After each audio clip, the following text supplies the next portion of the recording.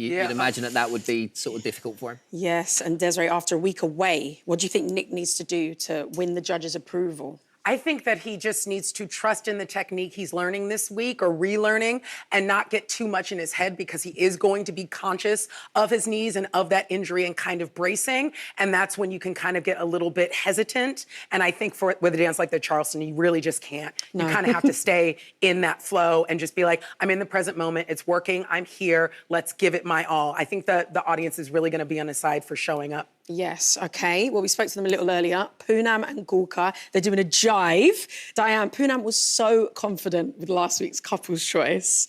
Can you see that continuing with a jive? I hope so, because, to be fair, I think that's the one that the dance, particularly her eyes, her smile, it was her culture that she was there representing. That is so important. And for me, that made it, without a shadow of a doubt, her best dance yet. And what I want to see is that passion and that excitement and fun going through the rest of Strictly for her. And I so hope that she does that, because she's an amazing dancer. She was relaxed with that dance last week. Yes. And you could hear her speaking earlier. It meant everything to her and her family. She's got all the momentum now, right? This is it. On to Win and Katya. They're doing a tango. Yes. Jeff, this requires an element of fierceness. Do you think lovable Win can deliver this? What I like about Win is that obviously we had preconceived ideas of him before he came into it, but he's really funny to get better and better as that. I know that's the point of it, and people more usually do, but I just think that he's going to surprise us with how far he can actually take his dancing. Yeah. OK, well, the panel have spoken,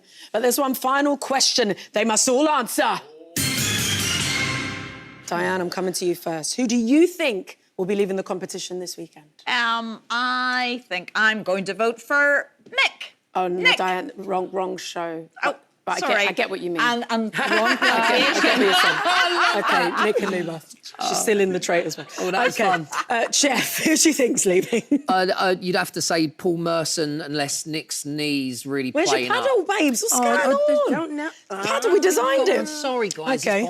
Desiree? Someone already preempted my answer, because, look, there's Paul Merson. Oh, and another one. I would have to say I agree. I'm so glad that he's won everything in football. I do not think he's going to win this, but he always puts on a great show. Thank you for being so honest. Give it up for the Friday panel.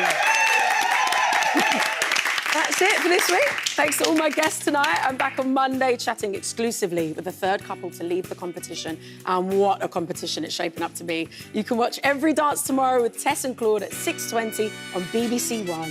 Have a great evening.